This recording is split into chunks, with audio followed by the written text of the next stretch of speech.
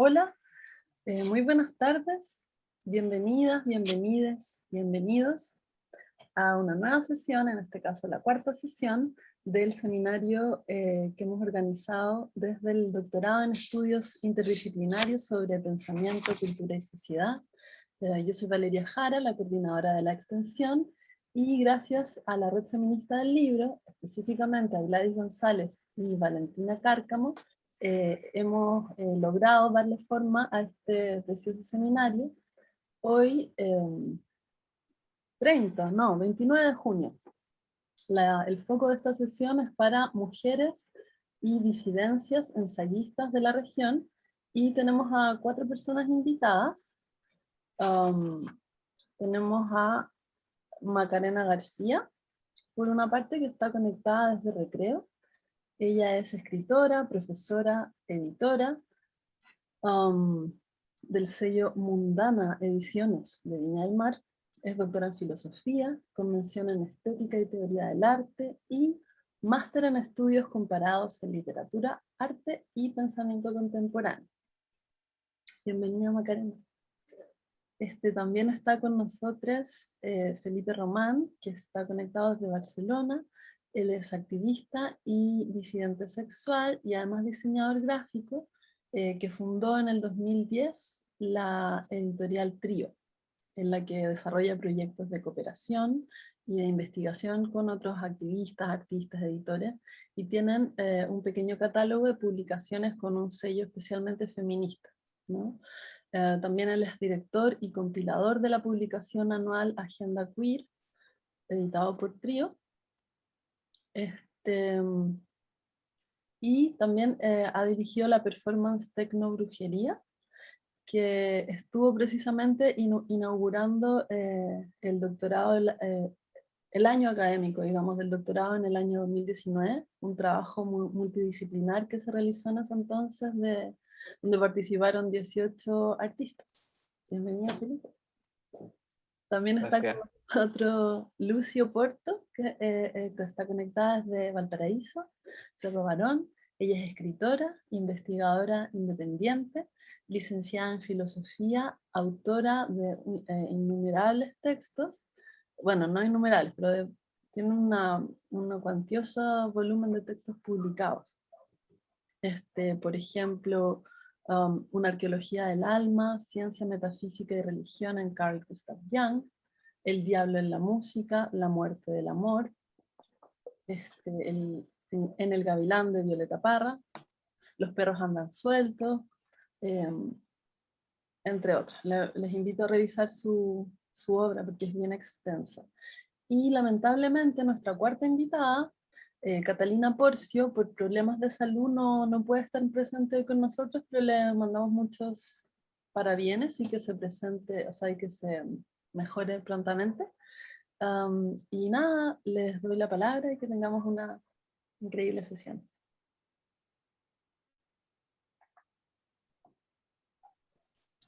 Buenas tardes, muchas gracias por estar en esta nueva sesión, en esta alianza entre el doctorado de la UB y la Red Feminista del Libro. Estamos con la Valentina, que ya hemos hecho varias otras actividades, ¿no? En relación al activismo, también en relación a la poesía, qué es el territorio, el género, siempre en relación a los preceptos de la Red Feminista del Libro. No sé si, Valentina, ¿quieres presentarte antes de dar la introducción?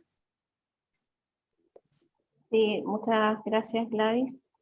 Bueno, una breve presentación alusiva también a lo que dice mi compañera. En realidad este espacio también transmite nuestras inquietudes, que es un espacio que articula también como lugares que de alguna manera se conciben como los únicos posibles para hacer diálogos intelectuales o creativos. Entonces nuestro interés como red feminista es obviamente ver qué pasa en estos espacios como intersticiales y desde ahí ver la posibilidad para generar nuevos híbridos y también pensar que de alguna manera las dimensiones creativas, en este caso la poesía, el ensayo, la performance, el activismo, el artivismo, ya sea social, lo que pasa con la migración u otro, también son de alguna manera ejes éticos que para nosotras son imprescindibles en este momento de pandemia, que digamos la pandemia también ha visibilizado y ha mostrado también las fracturas que tiene nuestro país, nuestra sociedad, digamos cómo se han fragmentado mucho los aspectos comunitarios de la vida, y por eso nosotras sentimos que cada vez que hacemos una sesión revitalizamos esto también, estas discusiones.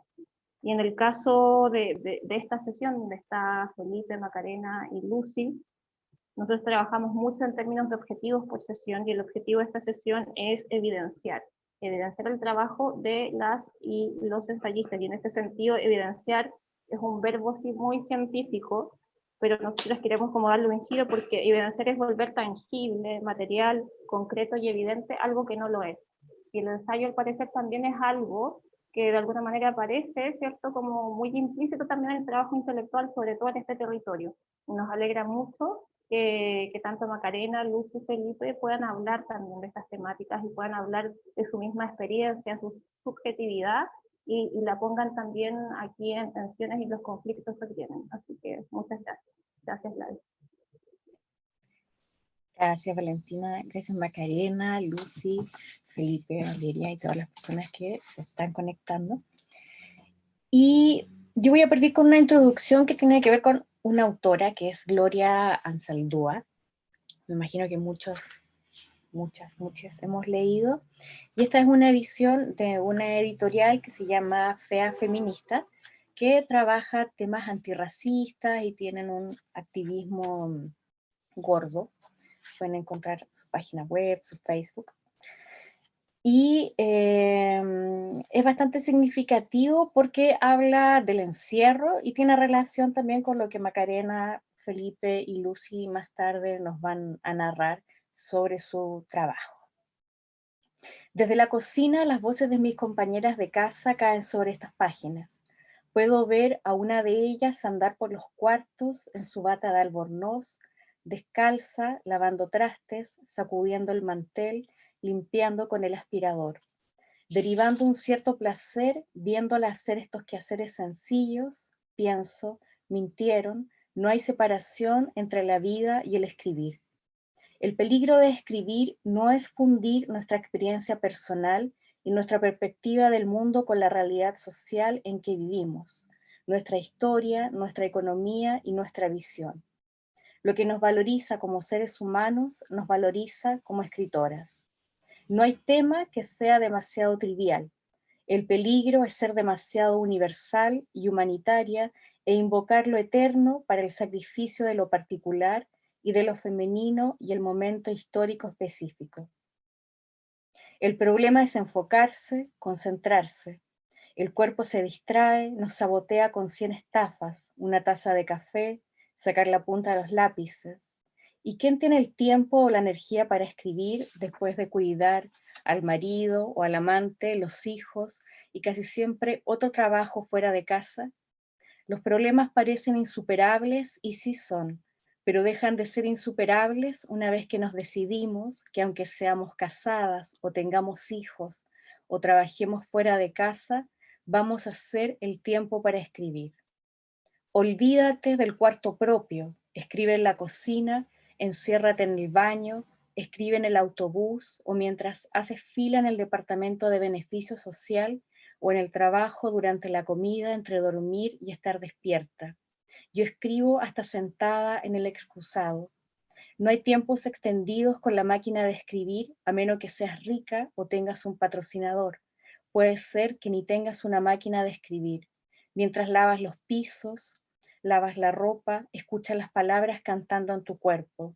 Cuando estés deprimida, enojada, herida, cuando la compasión y el amor te posean, cuando no puedas hacer nada más que escribir. Yo creo que este texto, que es clásico, tiene mucho que ver con el ensayo, ¿no?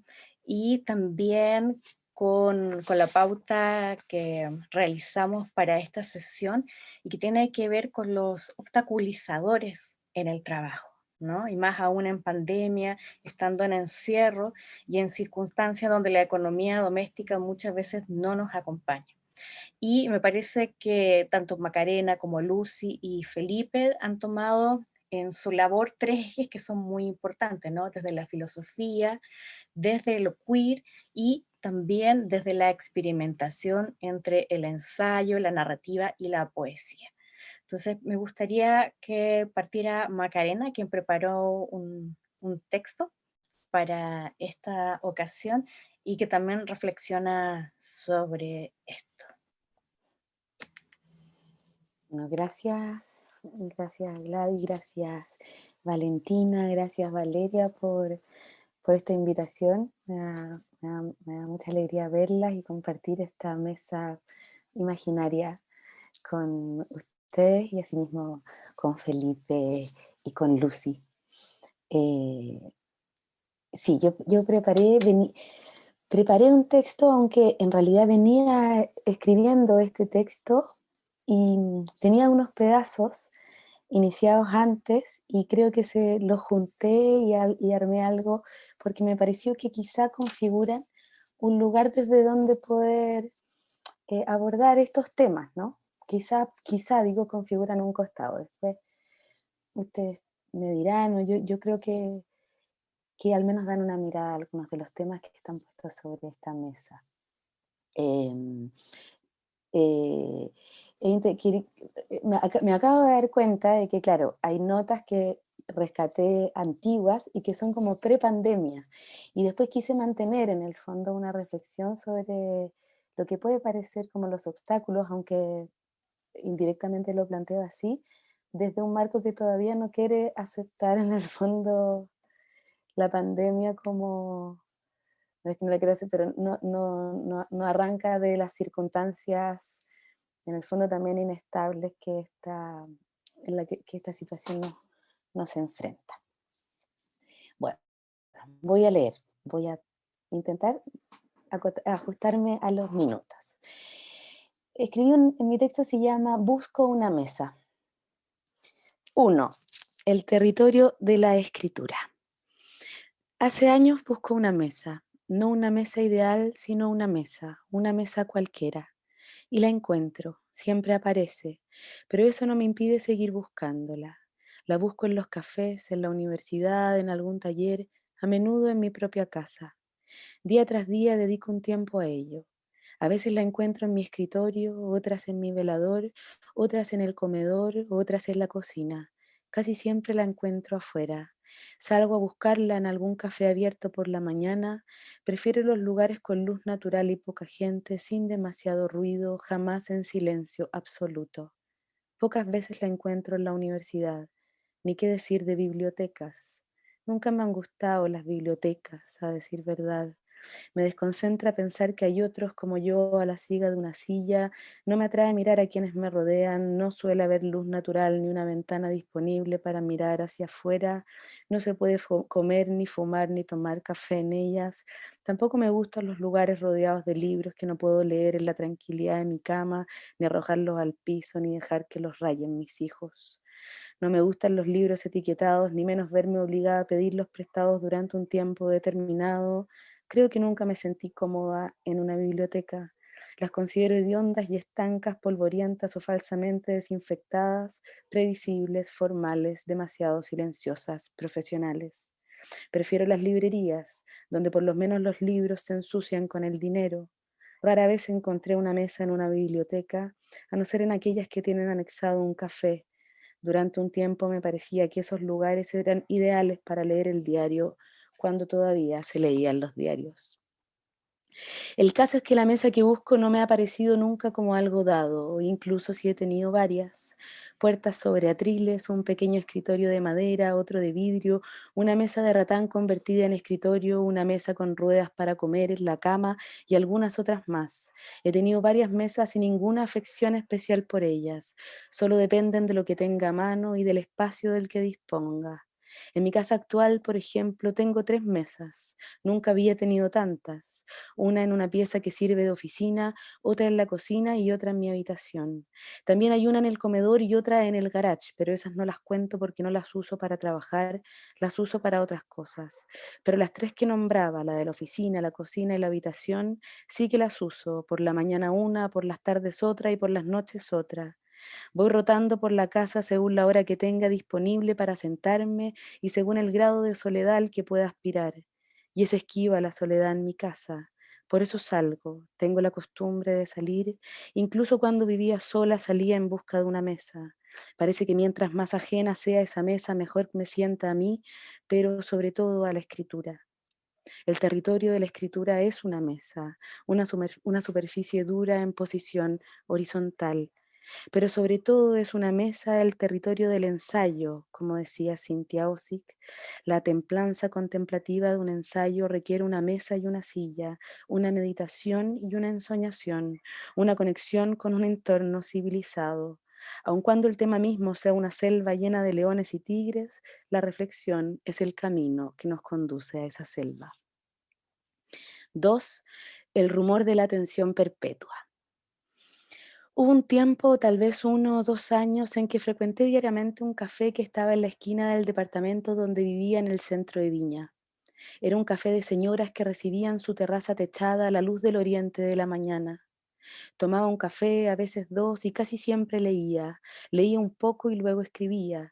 Abría mi cuaderno, mi computador y avanzaba en algún texto, o simplemente anotaba ideas sueltas, algunas citas del libro que seguía abierto boca abajo, fragmentos de conversaciones que ocurrían espontáneamente de mesa en mesa. Con esos fragmentos imaginaba ser algún día, aunque solo acabé atesorándolos, no sin cierta vergüenza. A mi marido no le gusta el charquicán, al mío no le gusta el brócoli ni el pepino, si están mañosos, son muy mañosos. Eso es culpa de la mamá, pero cuando pololeamos se comía todo. ¿Sabes qué pasa? Que uno se chorea porque ¿para qué pelear? Claro, claro.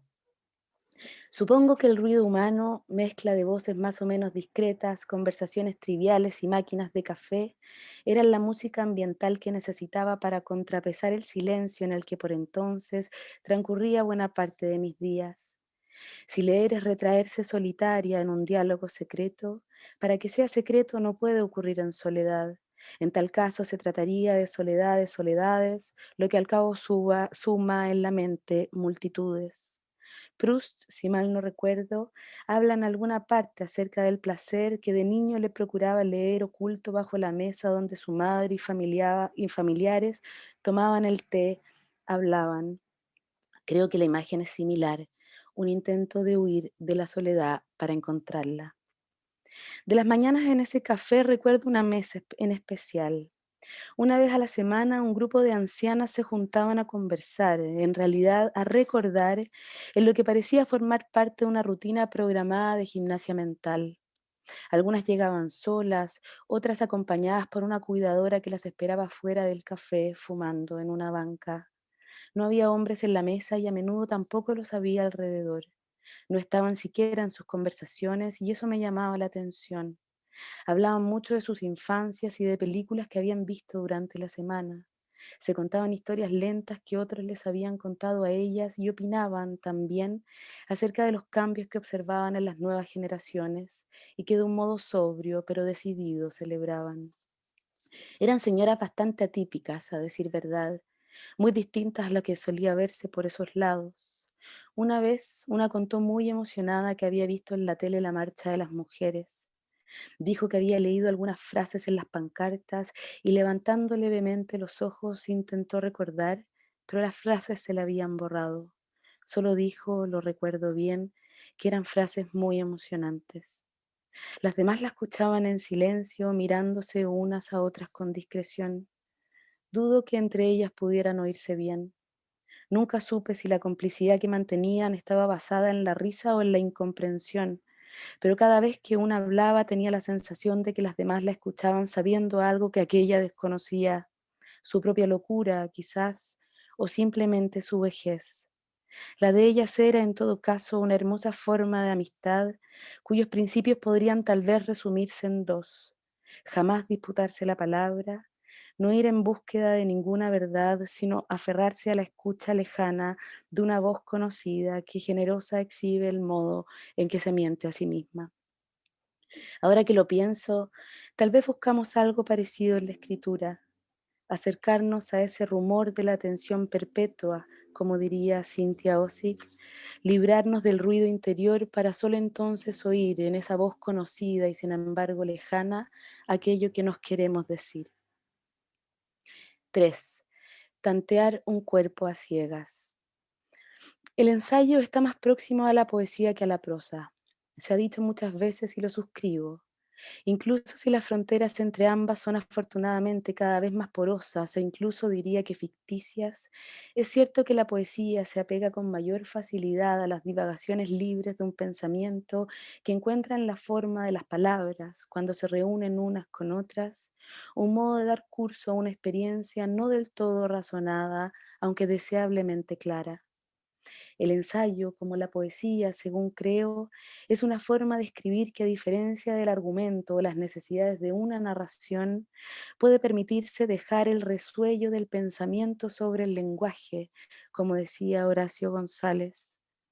Puede definirse tal vez el ensayo, y vaya que es un género que ha intentado definirse a sí mismo, como un modo de ir tras la pista de las ideas a través de la experiencia, o al revés, como un modo de ir tras la pista de la experiencia, ya sea que ésta se origine en lo vivido, lo leído o lo visto, en fin, a través de las ideas que de ella se despiertan perezosas, en retardo, reflexivas. Jan Starobinski acuñaba para esto una fórmula que me fascina. Yendo a la etimología, descubre que en la palabra ensayo está contenida tanto la figura de una balanza que sopesa y examina las ideas, como la de un enjambre de abejas o una bantada de pájaros, lo que aproxima el ensayo a la idea de un enjambre verbal que libera su impulso al movimiento o la dispersión.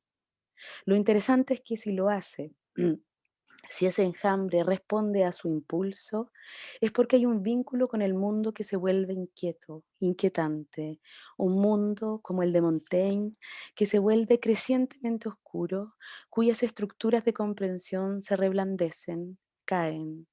El ensayo, escribió Marcela Rivera, acontece allí donde vacilan nuestras certezas, donde tiembla el suelo firme que asumíamos inmóvil bajo nuestros pies. Por eso se parece a aprender a caminar.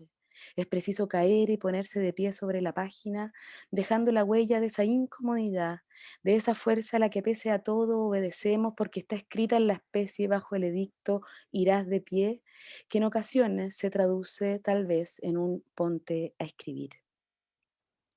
Son cuerpos incómodos aquellos que escriben textos a modo de ensayos, ensayan una y otra vez medirse con los órdenes que amenazan enderezar su puño, rompen la coraza de las palabras, esas armaduras que son las obligaciones disciplinarias de cada lenguaje, escribía Guadalupe Santa Cruz en El espesor de las palabras.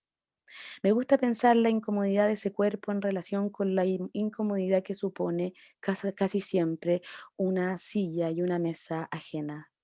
Tomar asiento en ellas, pagar incluso cuando se puede el precio al que obliga un café, es un modo que la escritura encuentra a veces de ensayar con su propia materia, siempre de un modo elusivo, circunstancial, en un estado de boceto que merodea el campo de ciertos temas, cualquiera sea.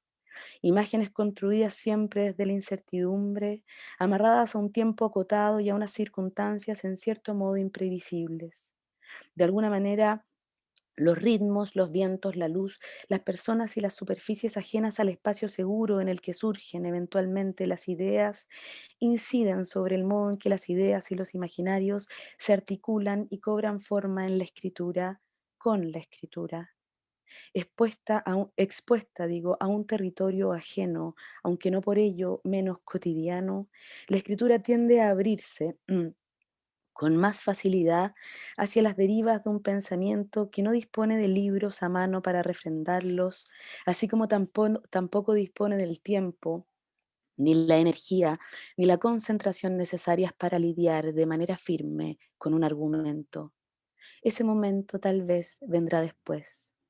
Mientras tanto, el territorio abierto en algún rincón de la ciudad puede convertirse en el germen de un mundo capaz, él mismo, de pensar por nosotras, incluso forzado en lugar de la escritura a la mixtura que supone el encuentro del afuera con la memoria, la lectura, la imaginación especulativa, en otras palabras, el territorio interior. Situado en suma el ensayo en una suerte de querella entre avivar la sensibilidad o incitar el uso de la inteligencia, tiendo a sentirme inclinada a practicar, mientras pueda, el arte de perderse, aquel que desorienta el pensamiento y permite que las imágenes nos desvíen del camino, una cuestión que podría estar ya en Platón, como ir en busca de la verdad y al mismo tiempo extraviarnos en los ensueños y placeres de la imagen. Solo entonces, me parece, los puntos de apoyo que la escritura requiere, y especialmente acaso la escritura ensayística, logran asentarse. Incluso si esos puntos de apoyo no se traducen en otra cosa que papeles sueltos con ciertas ideas y percepciones dispersas. Después llega el tiempo, como decía, de sentarse en una mesa larga y trasnochar para dejar que el enjambre desplegado pueda organizarse y sortear la prueba de la balanza, porque la balanza llega, sin duda alguna, encarnada en la figura del lector o la lectora. Será el momento de encender la luz, no sin antes, como sugiere de nuevo Cynthia Ozick, tantear un cuerpo a ciegas. Termino con esto. 4. El neón en la cocina. Rebecca Solnit cuenta en sus memorias la historia de su mesa. La mesa donde la imaginamos escribiendo el relato que nos da a leer, que nos deja leer. La suya es una mesa no demasiado pequeña, de madera, con cajones, más parecida a un tocador que a un escritorio, aunque eso no sé si lo cuenta realmente o tal vez lo imaginé.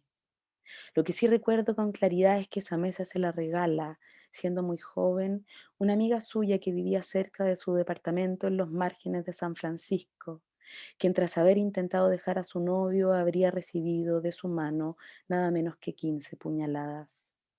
Una vez recuperada, su amiga se habría cambiado de casa y de ciudad, recibiendo al poco tiempo como forma de pago la mesa que acabaría en manos de Rebecca Solnit. La historia de la que sería desde ese momento su mesa carga la memoria de las peripecias que una mujer vivió huyendo de un homicida por cuya acción no recibió ninguna condena. Solnit medita en torno a los hilos invisibles que conectan esa mesa con la persistencia con la que su escritura se ha volcado a pensar la violencia que recae en sus distintas formas y expresiones sobre las mujeres. La mesa aparece entonces como un punto de arranque, como un objeto que determina una relación con la escritura, la plataforma desde donde emerge una voz en cuyo reverso exacto resuena aquella que intentó ser acallada para siempre.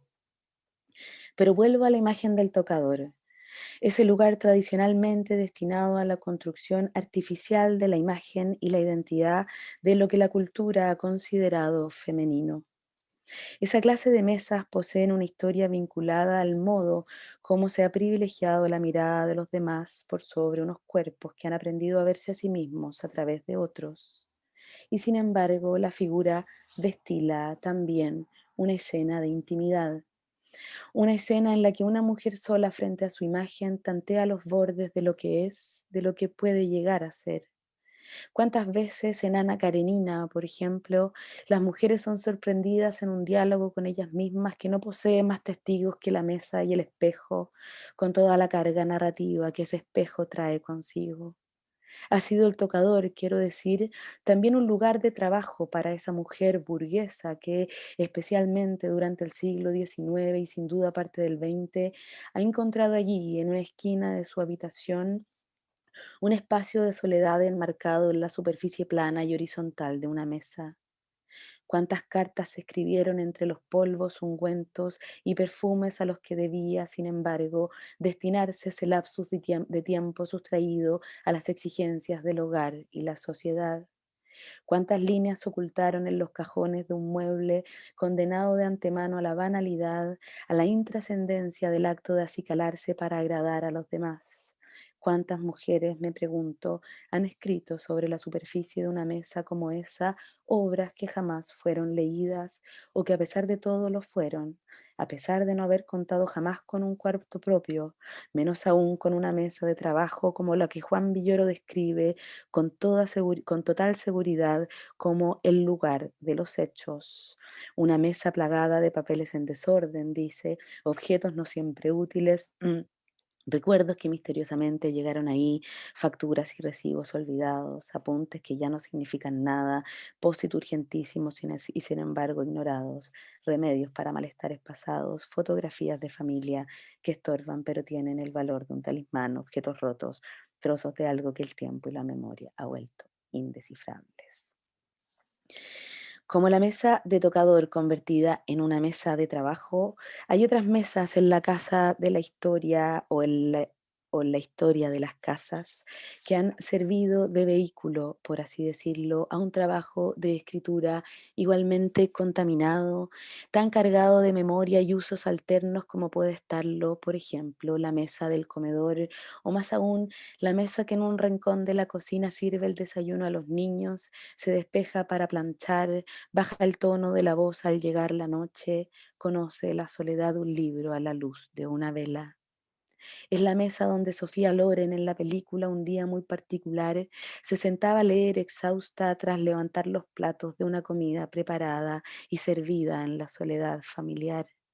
¿Y es acaso también la mesa que en una pintura de Bonnard que conservo en una postal pegada en la pared de mi escritorio, una joven mujer se desploma entre papeles blancos que no sabemos si le sirven para escribir o para secarse las lágrimas?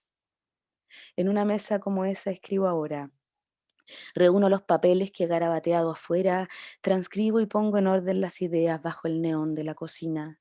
Y me pregunto si no fue aquí donde aprendí de niña a defenderme de la falta de credibilidad y la indiferencia que recae desde una edad muy temprana sobre nuestras palabras, aferradas con las uñas a los usos de la razón y la imbatibilidad de los argumentos para hacer valer las palabras que pusimos un día después de almuerzo sobre la mesa. Por eso tal vez nos entrenamos con esmero en la balanza y a la hora de imaginarnos escritoras, y la experiencia del enjambre sobrevolando la escritura ha sido tal vez una conquista, un modo de desestabilizar las cuatro patas y la superficie dura y cuadrada donde apoyar los codos, digo, y agachar vacilantes pero soberanas la cabeza. Eso, gracias. Pero espero no haber demorado mucho. No, gracias, Maca, bellísimo. Y estuve pensando muchas cosas mientras leía, y yo creo que todos, ¿no? Como que hemos quedado en modo de introspección. Y me imaginaba a Gabriela Mistral, ¿no? Porque ella decía que escribía bajo la naturaleza y que tampoco le gustaba escribir en lugares que la sintieran o que la hicieran sentir oprimida, ¿no? Y que escribía con una tablilla sentada sobre las rodillas, y con esa tablilla, que era su mesa, viajaba por los distintos países, ¿no? Y también lo que contabas, ¿no? Esa cercanía entre el ensayo y la poesía, ¿no? Y es algo muy particular porque ahí existe una potencia, ¿no? Que tiene que ver con el movimiento, con el pensamiento, con lo biológico. Y me acordaba de esa pregunta que planteaba Spinoza, ¿no?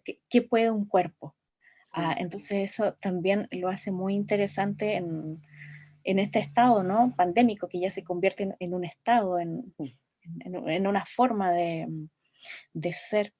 Y sobre aquello de lo plasmático del ensayo, que como modulación del pensamiento, hay una escritora que se llama Catherine Malabou, que tiene un libro que se llama El placer borrado, que hace poquito publicó Palinovia, de la editorial de Alejandra Castillo, que es que es un libro bellísimo, en donde dice que el clítoris es un órgano de pensamiento y que las ideas son pequeños clítoris de escritura. Y el clítoris no solamente como un trozo de carne y piel, sino también a lo que tú ibas, la etimología, ¿no? El clítoris también se refiere a las ninfas. Entonces, esta idea entre naturaleza, movimiento, potencia, y las ninfas también podían estar junto a los dioses, ¿no? No siendo tales. Y que también es lo que el ensayo realiza, ¿no? Esta unión. Sí. Y aquí me quiero detener para darle el paso a Felipe, y le agradezco muchísimo, bueno, le agradecemos Valentina, Valeria, y yo el que esté con el cambio horario, ¿no? Así que muchas gracias porque es un esfuerzo poder estar acá. Y desde esa pregunta, ¿qué puede un cuerpo, ¿no? Desde el ámbito de la editorialidad, desde el ensayo, desde el activismo, desde el diseño también. ¿Qué es lo que han ido trabajando en el tiempo con la agenda queer, con la editorial Trío, las diversas alianzas que han ido desarrollando? Por ejemplo, publicando textos que a mí me parecen que en Chile son precursores, como la Cerda Punk, ¿no? Que generan ahí una historia del ensayo otra, ¿no? Entonces me gustaría como poder ir vinculando lo que decía Macarena con esto de la potencia y tu trabajo que, que has llevado también hacia otros sitios, ¿no? Bueno, primero que todo, muy buenas noches. Gracias por la invitación. Sí, yo escuchaba a la Maca y era como, me acordaba de un texto que incluso había en agenda de una escritora trasandina que es Valeria Flores, que, en la edición del año 2020 nos ponía así unas preguntas bien punzantes con respecto al hacer, al vivir, a las prácticas. A lo cotidiano, ¿no? Lo doméstico, los infinitos circuitos domésticos que envuelven nuestra vida, tratando de mezclarlo con lo que me preguntas, por ejemplo, desde las disidencias sexuales o lo que llamaríamos transfeminismo, ¿no? Que sería como un feminismo que no sería trans odiante, sino que sería con diversidades sexuales. Em, S- eh, Hay como fenómeno en el lenguaje que igual lo hemos incorporado como a modo de hacerlos carne, ¿no? Como sería la subversión, por ejemplo, ¿no? Como fue el mismo término queer, ¿no? Que era un insulto en inglés, que era como el raro, ¿por qué no el marica? Pero oye, esas comunidades, ¿no? Esas comunidades lo subvierten y lo hacen propio, ¿no? Pero de manera de orgullo, ¿no? Sí, soy el marica, ¿no? Como la subversión. Y, y en eso, así como la Maca igual nos construye así un universo para hablarnos sobre sus preferencias, de dónde echar a imaginar la escritura, ¿no? Como este lugar sí, este lugar no. Eh, Quizás las disidencias lo que hacemos es tratar de desbordar lugares, ¿no? Porque no están dados per se. Bueno, lo que relata Maca tampoco, no está dado, ¿no? Los espacios de creatividad, los espacios de concentración, los espacios de producción, en realidad no están dados. Bajo ciertas circunstancias estarían dados, ¿no? Como cuando alguien está cursando un doctorado, o etcétera. Aunque ahora en pandemia eso también es realmente relativo, ¿no? Pero los espacios no están dados, entonces bueno, tomar este concepto de la subversión, del orgullo y del desborde, porque en realidad cuando la Constanza Álvarez escribe La Cerda Pan, estábamos viviendo juntos en una situación no ultra precaria, pero bien loca, ¿no? Como nos fuimos a vivir a la casa de una amiga que, que lo que había que hacer era como restaurar una casa al mismo tiempo, ¿no? Éramos bastante pequeños y nos lanzamos en ese proyecto, pero aún así la Cono en ese periodo estaba escribiendo ese libro, ¿no? Una chica muy joven, recién 26 años, que abandona psicología como carrera, ¿no? Porque se empieza a enfrentar con esto de la psiquiatría y la patologización, porque también hay que entender que la homosexualidad hace muy poco en realidad ha sido despatologizada, ¿no? Entonces ella ya tenía todo un impulso, un deseo de desbordar, y a mí me sorprende que alguien tan joven se saque un libro en algún punto como tan hit, ¿no? Y donde se mete en temas que en ese entonces no se estaban como ni siquiera planteando como se plantean ahora, que quizás son mucho más populares, ¿no? Pero esto era más en un plano, ese libro en realidad es como un ensayo, una crónica, también tiene ciencia ficción, también tiene mucho de documental, eh, pero nos plantea cosas que en ese entonces no le habíamos puesto nombre y la con un poco como que les pone nombre, ¿no? Como por ejemplo la misma gordofobia, ¿no? La gordofobia ahora la llamamos así, la hemos ido entendiendo, ¿no? Este libro igual sale en 2014, si no me equivoco. Y en el 2014 yo creo que hablar de gordofobia era una cosa así como, a ver, explícamelo, ¿no? porque si no, no se entiende. De anticapacitismo, por ejemplo, esta idea de que es muy chileno, ¿no? Que eso es un poco triste de pensar que tu experiencia personal va a ser la misma que los demás. Entonces, siempre está esa frase de meritocracia que si yo pude, tú también puedes, ¿no? Y la verdad es que esa frase es súper agresiva porque en ningún momento se plantea interseccionalmente, ¿no? O sea, hay una cosa que nos atraviesa que es el género, la clase, la raza, y no es así para todos. Entonces, no sé si me estoy desviando, Gladys, tú también ahí como, porque estoy tratando como de responder. Y nada, como pregunta así en el mismo foro. Yo ahora me lanzo nomás, Gladys, o me quieres preguntar algo más, como... No, yo creo que si puedes seguir como narrando tu experiencia sería fantástico porque son justamente esas temáticas de las que queremos conversar y de cómo en este caso tú con Constanza Álvarez y también bueno con otras personas has ido desarrollando una línea editorial como tú dices con temáticas que aquí se toman ahora como de moda, ¿no? También como un lavado de imagen Claro, pero que claro. ustedes la estaban haciendo contra viento y marea, y también probablemente sin todo este constructo que ahora existe y que es más fácil, al que es más fácil ingresar, ¿no? Pero ustedes hicieron el trabajo a la inversa, lo co-crearon, ¿no? Entonces eso es radical y desobediente, ¿no? Claro, en realidad yo nunca lo voy a negar, el ejercicio partió bien punky, así como yo ya estaba terminando diseño, y sabía que quería hacer cosas, o sea, sabía que tenía la capacidad técnica para levantar cosas. En ese entonces eran cosas, nunca pensamos que, o sea, yo por lo menos no pensaba que iba a fundar una editorial, no pensé que iba a sacar una agenda anual que sale ya, va en su octavo número. Eh, y, pero conectándolo un poco como con los temas, ¿no? Porque aquí está, dentro de este marco, ¿no? Era género, territorio, interdisciplina, ¿no? Y creo que hay fenómenos, ayer lo conversábamos en una pequeña reunión de preparación para que la gente entienda que lo conversamos con Lucy. Eh, por ejemplo, la academia, por un lado, se llena de estos debates de interdisciplina, ¿no? Pero mi intuición es que en los territorios hay muchas prácticas interdisciplinarias.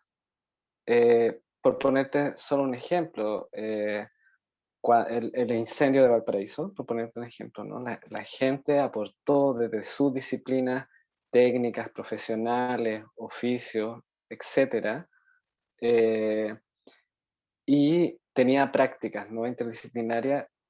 Te hablo de esto porque yo siento que en algún momento pasado, alrededor de 2010, 2013, que es cuando empiezo con esto de proyecto editorial, específicamente en 2010, eh, sentíamos que frente a esa adversidad de no tener espacios como para poder difundir otro tipo de pensamiento, o sea, más que nada el pensamiento de nuestras comunidades, ¿no? Como lesbianas, maricones. yo no lo digo despectivo maricón, yo en ese sentido subvierto, o sea, entre amigas nos podemos decir, oye cola, oye marica, pero claro, no es que otra persona sí me viene a tratar así de la nada, pero en el código a eso voy con la subversión.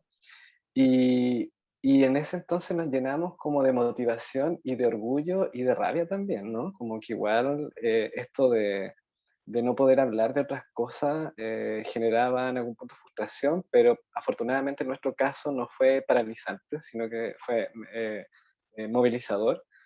Y, y empezamos a hacer libros. Así como que, bueno, de partida la Cono se saca este libro y yo le digo, amiga, yo tengo los conocimientos técnicos para hacer el libro, hagámoslo. O sea, lo mismo con la agenda queer, que partió como una idea bien básica, igual. Nosotros, en ese entonces, yo reconozco que había como una, bueno, existe todavía, pero en ese entonces era como una incipiente escena como queer en Valparaíso, que de hecho específicamente son como los no de conexión, ¿no? Como que Valparaíso igual en algún punto es una ciudad abierta al mundo, a diferencia de otras ciudades de Chile.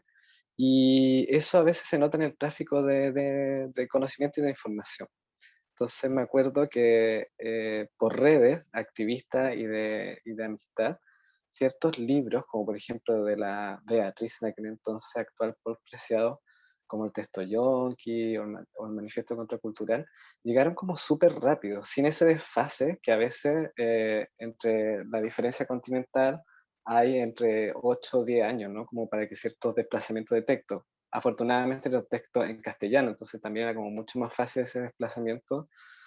Eh, y estábamos bien duro con eso, como leyendo este post-feminismo o un feminismo quizás distinto al que habíamos estado estudiando antes en la academia, con esto de la primera, segunda, tercera ola, ¿no? Como que este era un feminismo mucho más contemporáneo y enterándonos un poco, actualizándonos sobre, no sé, yo en ese entonces no tenía idea quién era Butler, ¿no? Como, y ahí como que uno empieza a contaminarse con esto, en el buen sentido de la palabra, y ahí es cuando vemos la oportunidad de agenciarnos, y más que nada porque nos daba, esto es muy chistoso, pero nos daba rabia pensar que alguien teórico en el futuro se agenciara algo que no había vivido y que sí habíamos vivido nosotros. Entonces, que queríamos nosotros contarlo en primera persona y no formar parte de esos datos de estudio, ¿no? Que además suele pasar mucho y no es que esté en contra, yo creo que son las herramientas también que tiene la academia, pero eso fue lo que nos llevó a lanzarnos en el mundo de los libros. Esa es la verdad. Ahora, en la actualidad, yo creo que se publica harto de temáticas distintas. De hecho, en Chile igual hay un florecimiento al respecto en términos editoriales. Hay mucho más interés en hablar de feminismos con S, bien plural, también de diversidades. Y yo creo que está súper bien. Parte de lo que hicimos en el pasado era un poco como ir hacia allá. Eh, Yo igual defino el proyecto de Trío como una especie de, como no es una cooperativa porque no estamos conformados como tal, pero como una cooperación artística para el desarrollo de obras impresas, ¿no? Como, ¿por qué lo pongo tan amplio? Porque así como hablaba Valeria al principio y decía que yo había dirigido como una performance, es cierto, y eso fue un poco porque en el ejercicio editorial, eh, como que yo no quería y me parecía muy aburrido repetir como los patrones convencionales que a veces me parecen muy del mundo de los hombres, ¿no? Como la mesa de expertos. Y entonces ahí fue cuando lo lanzamos y pensábamos que a veces, como pretexto, cuando sacábamos un libro, ¿por qué no hacerlo también desde como generar una situación, ¿no? Como generar una puesta en escena. No sé, recuerdo el libro de Naomi Orellana, que que uno de sus poemas terminaba así: no se extraña si... A ver, espera, la tengo aquí para no mentir mejor. Cuando dice: y no se extrañe si un día de estos me alejo montada en un caballo con un grupo de transformistas. Y cuando Naomi escribe eso, yo sé, porque la conozco, y tenemos amigos travesti, transformistas o trans en común. Entonces, lo que hicimos para ese lanzamiento fue hacerlo en Áncora y invitar a todas estas amigas, a estas primas. Muchas de ellas no entendían mucho por qué esta unión, ¿no? Como recuerdo a la Tota que me decía: oye, pero ¿qué tengo que hacer, no? Porque están acostumbradas a pensar que si la invitamos va a ser como para cobrarles un espectáculo, ¿no? Como... Y no, amigas, no, esto es como un encuentro de poesía y queremos invitar a nuestras compañeras travestis. Y me acuerdo que la Tota me decía: ay, me encanta este trabajo, así como, porque bueno, esa vez como que atendimos, regalamos libros a la amiga y eso generó como inmediatamente igual otra situación, ¿no? Como, porque luego cuando se podía como conversar del libro y debatir entre las personas que estaban y además con esta diversidad presente, salían otras posibilidades en la misma conversación. Y bueno, para no perderme, y ahí yo en una de las agendas que del año 2018 no quería hacer un lanzamiento convencional y me lancé a dirigir una performance. Y lo que hicimos fue hacer un trabajo realmente interdisciplinario entre 18 artistas y creamos como una opereta queer que no tiene una narración lineal, no hay como un inicio y un desenlace, más bien son como experiencias y, y jugar con la percepción de los asistentes con respecto igual a estas temáticas, pero trabajar desde distintos niveles de la realidad, ¿no? No necesariamente el relato, aunque también se hace uso, pero también a veces la percepción, también el sonido, la música, la imagen. Y eso por mientras, Gravis. Si me quieres preguntar algo más, y si no, ya sigo un poco como, porque quiero hablar un poquito de estos 3 tópicos que nos citan hoy. Sí. Al igual que cuando Maca hablaba, como me empezaba a rememorar, ¿no? Y nuevamente cito a Spinoza porque en este momento lo estoy leyendo mucho y dice que no hay que ser definido por las tristezas, ¿no?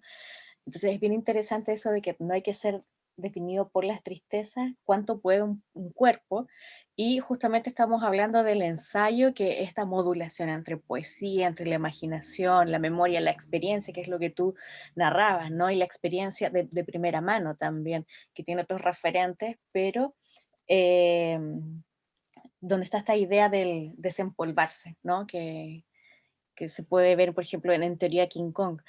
Eh, y sobre esto hemos visto varios espacios de escritura, ¿no? El cuarto propio, que es de Virginia Woolf, que es el clásico, ¿no?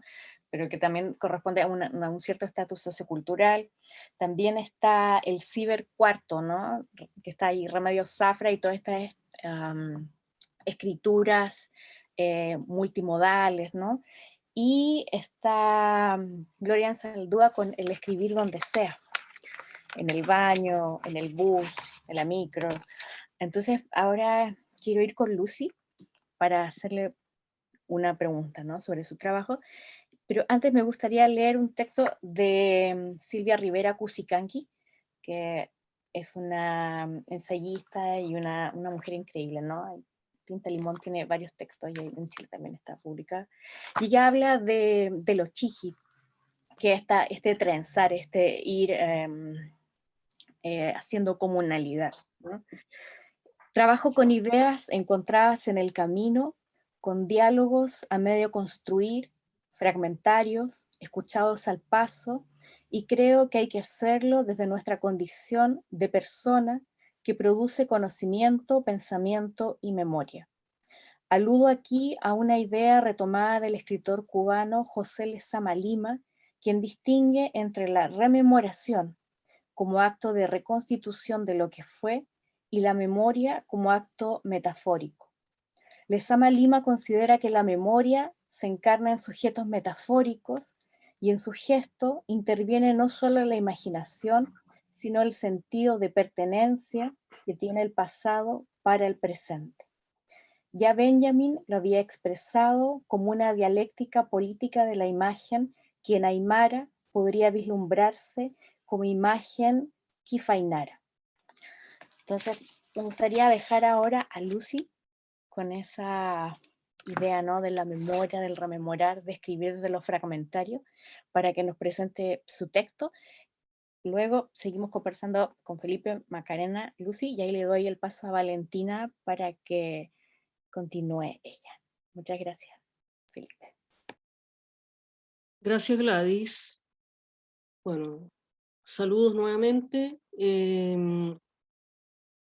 Yo traje un texto de uno de mis trabajos, pero antes quería señalar muy brevemente algunas ideas respecto a lo que a ustedes les interesaba que discutiéramos en este seminario, la cuestión relativa al territorio y el género. Un poco ayer en la conversación que tuvimos con Felipe, tratábamos como de elucidar esos dos conceptos, ¿no? Yo sobre todo, él tiene más conocimiento sobre estos temas que yo, y ustedes también. Entonces, bueno, lo del territorio me resulta un tanto distante. Yo sé que en el caso de lo que estamos tratando aquí es un término teórico, hay un gran uso de ese término actualmente en los últimos años, pero más allá de eso, a mí me resulta un concepto difícil porque yo no me siento parte de un territorio, ¿no? Ni de esta ciudad, ni de este país, no, es una cosa extraña, es como que no está en mis categorías eso. A lo más, y era lo que hablábamos con Felipe, ¿no? Lo que más se podría aproximar a eso son como ciertos lugares que empiezan a adquirir importancia para mí desde un punto de vista afectivo, porque allí hubo personas importantes, porque era un lugar habitual de conversación con otras personas, y lugares a los que uno querría volver, porque fueron importantes desde algún punto de vista. A lo más eso, pero fuera de eso, nada. O sea, yo estoy en esta ciudad exclusivamente porque no me puedo ir, ¿no? Porque no tengo recursos para irme, ¿no? Pero no porque tenga una especie de unión profunda con esta ciudad, ni nada. He hecho mi trabajo en medio de un gran aislamiento y tengo más vínculos con personas en Santiago que acá. Ahora, por supuesto, aquí hay personas importantes para mí que sigo apreciando, ¿no? Ciertos amigos, amigas, ¿no? Han sido fundamentales. Eso por un lado, muy por encima sobre el territorio, después podemos hablar más sobre eso si ustedes quieren. Y la cuestión del género, mira, cuando yo era más joven, cuando tenía como 20 años, estuve cerca de un grupo de feministas de ese tiempo, que tenían más edad que yo, sí, y bueno, las cosas que se discutían ahí fueron muy importantes para mí. La principal de ellas era la cuestión relativa a la autodeterminación de las mujeres, que una mujer tenía que poder decidir su vida, tomar sus propias decisiones, con independencia de la familia, que es un gran lastre, me parece que hasta ahora es así, ¿no? Con independencia de la familia, del entorno, de las presiones sociales, lo que requiere un tremendo esfuerzo. También se discutía la cuestión relativa a la maternidad, si una mujer podía o no, o debía o no decidir si quería ser madre. Yo, por supuesto, considero que cualquier mujer tiene derecho a decidir si quiere o no quiere tener hijos. Se discutía la cuestión del aborto. Yo yo recordaría eso como lo principal que yo pude como asimilar, pero había ciertas cosas que me distanciaban. Yo veía demasiado énfasis en la cuestión relativa al poder. Sobre la sexualidad también había algo que me parecía un tanto excesivo, reconociendo por supuesto todos los problemas que hay en ese campo, y bastante ambición también, como querer tenerlo todo, y no se puede tener todo, y menos cuando se está en una postura minoritaria o disidente o fuera de la norma y todos los derivados, ¿no? Eso hay que tenerlo muy claro, todo tiene precio y no se puede tener todo. Y eso me hizo como distanciarme. Sin embargo, yo conservé ese como núcleo básico, ha sido muy importante para mí, me permitió, digamos, tener una mejor conciencia de mí misma, ¿no? Con independencia de esa distancia que yo tuve después, ¿no? Y eso yo lo conservo hasta ahora. Ahora, respecto a estas teorías actuales, no sé nada, no, sé que han surgido varias concepciones feministas nuevas, y como me indicaba Felipe, que entiende mejor esto, nuevas identidades sexuales, ¿no? Pero yo sobre esos temas no sé mucho, entonces sobre eso no puedo decir nada. Sí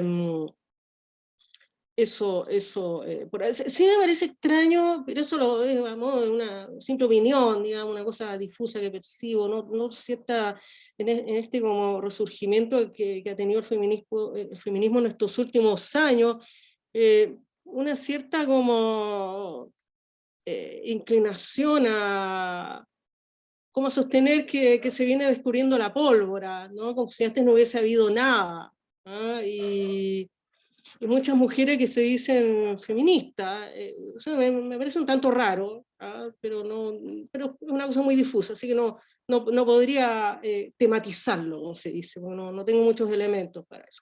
Eso es lo que podría decir en forma muy somera sobre los dos grandes asuntos que se tratan acá. Entonces, bueno, traje un texto de uno de mis trabajos, de este libro, ¿ya? Se llama Los perros andan sueltos, imágenes del posfascismo, que fue editado en el año 2015 por la editorial Universidad de Santiago. De aquí voy a leer el final, el epílogo, porque es el final del libro, pero además porque es un texto unitario, separado del resto. Entonces, eso sería. No sé si quieres decirme algo más, Gladys, o leo simplemente. Sí, por favor. Ya. Gracias, Luz. Estamos bien en el tiempo, ¿no? Estamos bien con el tiempo, sí. Ya. Entonces,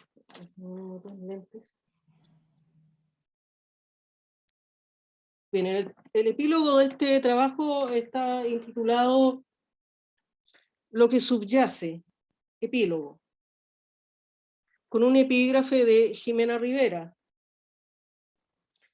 Y pensé que éramos sombras que ningún ejército defendería. Para Miguel Orellana Venado, la naturaleza retrospectiva del conocimiento filosófico se refiere al, comillas, continuo florecimiento de una diversidad de respuestas respecto de cuáles son las mejores maneras de leer en el presente los textos heredados de las distintas tradiciones filosóficas. Cierre de comillas. Esta definición también puede ser aplicada al caso particular de Los perros andan sueltos, imágenes del posfascismo, cuyo proceso de elaboración se extendió durante 20 años, pues solo tardíamente y desde una mirada retrospectiva ha sido posible formalizar esta interpretación de la realidad a partir de su estrato último, la intuición acerca del posfascismo como brotación de lo siniestro, desarrollada como concepto formal a través de distintos términos correspondientes a los modos en que el fenómeno observado se ha manifestado in situ. Esa mirada retrospectiva solo es posible en el atardecer de la vida, y desde la consideración de las irradiaciones de dicho proceso de elaboración conceptual, y no desde la consideración de la obra como producto acabado y cosificado, conforme a las exigencias del mercado y su deshumanización y desafección constitutivas. Desde otro punto de vista, esa mirada retrospectiva corresponde a la decadencia y disolución de las grandes formas de la cultura tematizadas por Oswald Spengler.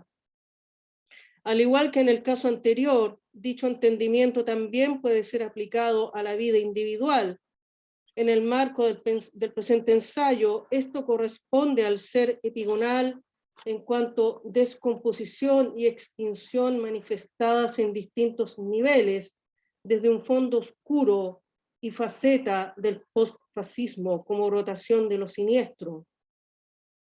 De ahí que la marca histórica de la obra, interior y exterior, haya quedado plasmada para una mejor comprensión de las condiciones reales de su emergencia y desarrollo, en medio de un proceso paulatino y lacerante de extinción del espíritu, pues dicha marca histórica es irreductible y constituye el despliegue de una forma de conciencia determinado por las percepciones de lo siniestro, frente a la voluntad colectiva de disociar al autor de su propia obra, así como de expulsarlo de la dimensión política de su vida interior, acrecentada en el vacío enfrentado durante décadas.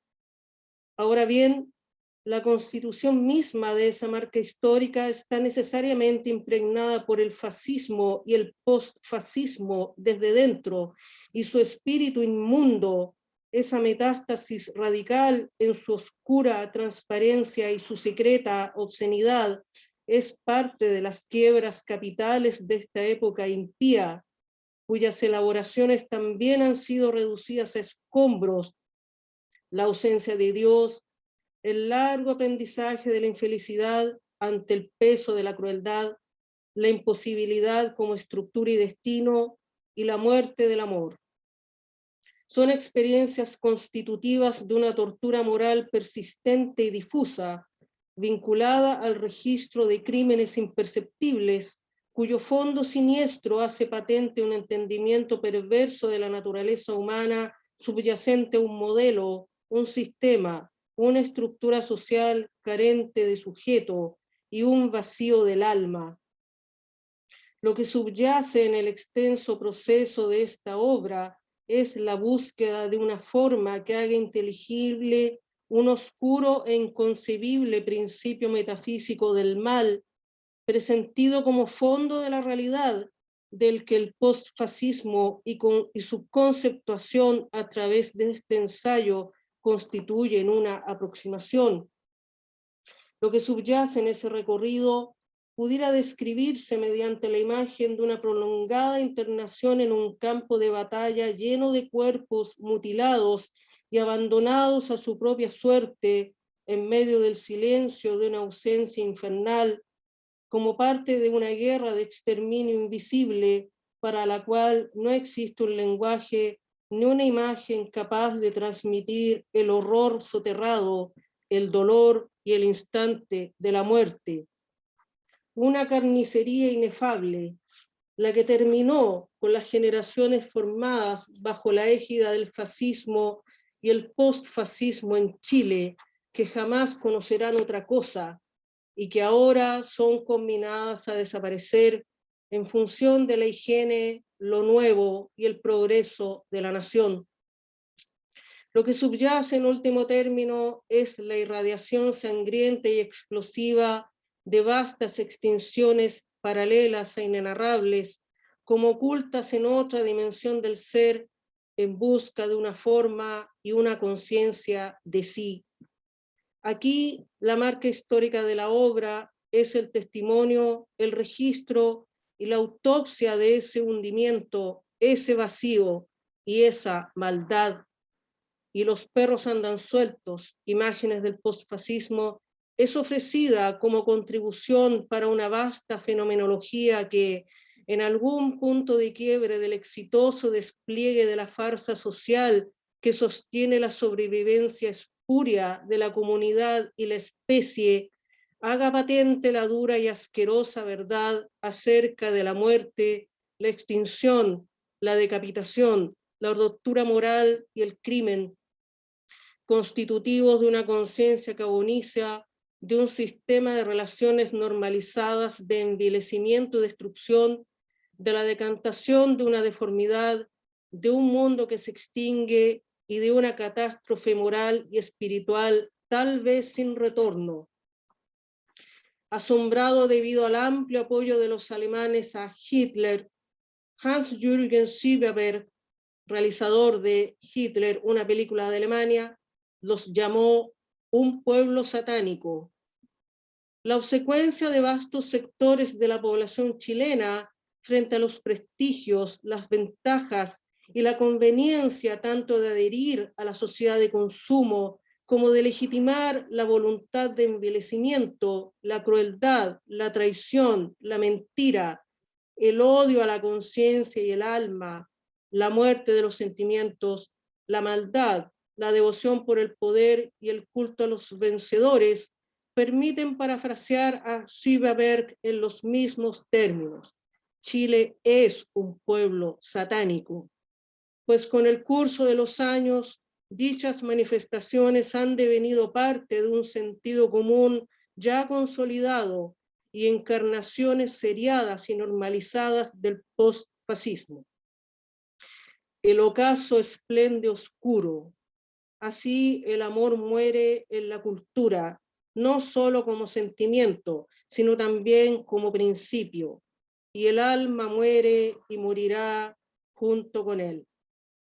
Septiembre y octubre de 2014. Gracias. Gracias, Lucy. Antes de dejar a Valentina, voy a contar algunas reflexiones respecto de lo que ha leído, ¿no? Cosas que se me han ido como ocurriendo. Y lo que decía respecto a la idea de la ambición, ¿no? Hay una autora nigeriana, Chimamanda Adichie Ngozi, que tiene un libro que se llama Todos deberíamos ser feministas, ¿no? Donde explica claramente que la ambición es necesaria desde la infancia en las niñas para que no se sientan sometidas a regímenes totalitarios como lo es el machismo, ¿no? Por dar un ejemplo, como reflexiones que se me vienen a la cabeza. Y dentro de esto que pensaba, ¿no? De la idea de la ambición, recordaba una escritora que se llama Leonor Silvestri, que es argentina, y ella muchas veces recurre a un concepto que ¿No se me escucha? Felipe, Al menos yo te escucho. No sé si Felipe ahí vuelve con su audio. Felipe dice que no escucha. Oh, ¿Y las demás me escuchan? sí, la Sí. Culpamos a España. Sí, y esta idea de la mala víctima se refiere básicamente a la idea de rebelarse en contra de la injusticia, ¿no? Y Antígona es como la personaje, el elemento principal y que es transversal a las épocas, ¿no? Y en esta negación, en esta ausencia también de, cuando tú decías de tenerlo todo, me acordaba también de una psicoanalista Torok que habla del miembro fantasma, que es el dolor de la prótesis, el dolor de algo que no existe, ¿no? Como cuando se pierde una mano, pero no la puedes ver, pero hay algo que incomoda, que duele. Y yo al menos personalmente creo que la ambición es sumamente importante en las mujeres, ¿no? Independiente de cómo se traduzca eso, ¿no? Y bueno, y dejo a Valentina, podríamos ir hablando de aquello, ¿no? Muchas gracias, Sí. Lucy, por la lectura del ensayo. Sí, gracias a Gladys, a Macarena, a Felipe, a Lucy. Lo que voy a intentar hacer es como ir entrelazando las narraciones de todos ustedes. Primero decir que el texto de Macarena me produjo muchas lágrimas, tuve que apagar la cámara, me siento sumamente agradecida de ese momento, lo viví, bueno, no voy a hablar más de eso. De Felipe, no sé si está, no lo veo. ¿Está? Salió, pero va a volver. Ya. Bueno, en cuanto a eso de generar también como puntos de encuentro o desencuentro entre ustedes, voy a intentar hacer un orden. Lo primero, retomando a Lucy, el asunto de lo siniestro, también como hay un discurso mucho de sospecha donde se invierte mucho tiempo en la moral. También yo pensaba siempre cuando hay una moral, y lo escucho mucho últimamente, lo leo, siempre cuando hay moral hay una perversión. Se habla mucho de este goce compulsivo que también tiene que ver de cómo uno interpreta otros discursos. Y también sentía que la propuesta de Luz tenía que ver también como unos límites muy marcados entre la psicopolítica, Lipovetsky con la era del vacío, ¿no es cierto? Y con esta remarcada también asepsis moderna.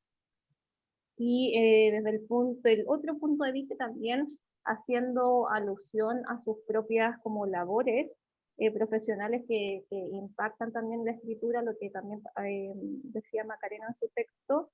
Sentía que, claro, en muchas otras sesiones también aparece aquí la academia hegemónica, ¿cierto? Como que despoja mucho a los cuerpos, una academia hiper hegemónica, vuelvo a decir, hiper especializada, como decía Felipe, o sea, una academia que llega tarde, pero aún así, con esa temporalidad tardía, se puede apropiar, puede construir, puede fragmentar los cuerpos, las vidas de muchas de nosotros, y clausura también en términos de pensamiento, de intelecto y de sentimientos. Por lo tanto, ahí también la academia se empieza a significar como un lugar que fija identidades, cuerpos, materialidades y las cis heteronormas, ¿cierto? Y un cierto régimen de sexualidad, que eso todos lo sabemos, ¿cierto?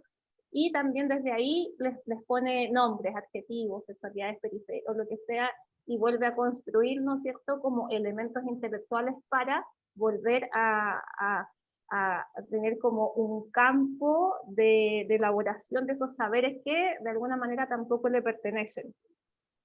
Me parece que Felipe nombra eso súper bien, nombra todos esos procesos de instrumentalización y también la propuesta que él hace de subvertir, ¿cierto?, a partir de una creación muy singular que destruye ese pensamiento binarista, ese pensamiento de eslogan, y que también lo hace desde otro lugar, que de ahí él puede volver, que tiene que ver con los afectos, que vuelve a politizar sus mismas situaciones, y eso me parece súper interesante en la medida en que eso mantiene, ¿cierto?, lo que decía también Gladys, que es como la ambición, el poder, no desde una comercialización de los mismos, pero sí desde la posibilidad de resignificar esos espacios, más que tacharlos en el sentido de negarlos y decir que eso, digamos, le pertenece solamente a algunas personas, lo que hace es resignificar y vuelve a introducirse en ese campo semántico, disputándolo, tensionándolo y subvirtiéndolo. Y eso me parece también muy bello. Y también a quien nombra, yo adoro a Paul Preciado, a Beatriz, el texto Yonki, el manifiesto contrasexual, sus talleres de drag king, sus talleres de escritura filosófica desde el año 2012, y siento que también hay un punto muy fuerte en común entre ustedes tres que tiene que ver con este cuerpo multicorporal, que no es el cuerpo oculacentrista, no es el cuerpo fragmentado, mente, físico, emocional, espiritual u otro, y que eso converge también en las propias redes que les han posibilitado articular también sus propios trabajos intelectuales en cuanto a ensayistas, desde el texto de Macarena, que tiene también unas precisiones bellísimas sobre todo el género de la mujer, el simbolismo de la mesa, recursivo de manera también muy prístina, lo que cuenta también Felipe en un tono más experiencial, por favor que no se entienda como algo peyorativo, sino que también lo que digo yo, o sea, es una pregunta que le hago a Felipe, ahora que me interesa mucho, que él dice ya, la academia, pero ustedes lograron hacer eso, y ahí me gustaría que tú, con tu misma capacidad que tienes de nombrar, de decirse, ¿cierto? ¿Cuál sería ese espacio? Que está constituido por esas redes que tú dices que son redes de amistad, ¿cierto? De amores u otros, pero ¿qué sería si no es, no, para no empezar a caer en este como esto es comunitario, esto es como organizar, como empezar a dar también como estos nombres demasiado universales también, como decía Gladys. Y en el sentido de lo que propone también la Lucy, que me parece también un texto como un poco que moviliza también otras cosas, pero también ahí, claro, en el fondo como para tensionar tus ideas, me parece que el asunto del género, que lo hemos conversado, más que el género, también como los feminismos que ponemos acá, que son interseccionales, son antirracistas, son disidentes, no tenemos, nosotras de ninguna manera pensamos que es una bandera que nosotras creamos. O sea, sabemos que hay generaciones de mujeres más jóvenes que pueden tener ese rollo discursivo, pero esto no es así. En el caso de nosotras, por eso Gladys también con su precisión ha hecho citas alusivas a feministas, digamos, bastante importantes y escritoras también. Y también sentimos que hay alguna manera de también como darle así como una crítica al feminismo, y también lo converso mucho con otras amistades, como si ese fuera el único factor explicativo de los cambios y como de los discursos, como que todo lo que pasa es así como la clausura, es como desde el feminismo. También yo pienso, si ahí tú, Lucy, puedes también decir un poquito más cuando te refieres como a los feminismos y a tu propia experiencia, que contaste como la maternidad y el aborto, o sea, desde, o sea, que más del enclave, que también que decía Felipe, el tono de ironía que me encanta, como la primera ola, así como súper academizado, no existen como estos feminismos y ninguno más, así como la línea, así como temporal, que no tiene ningún otro movimiento, es una línea.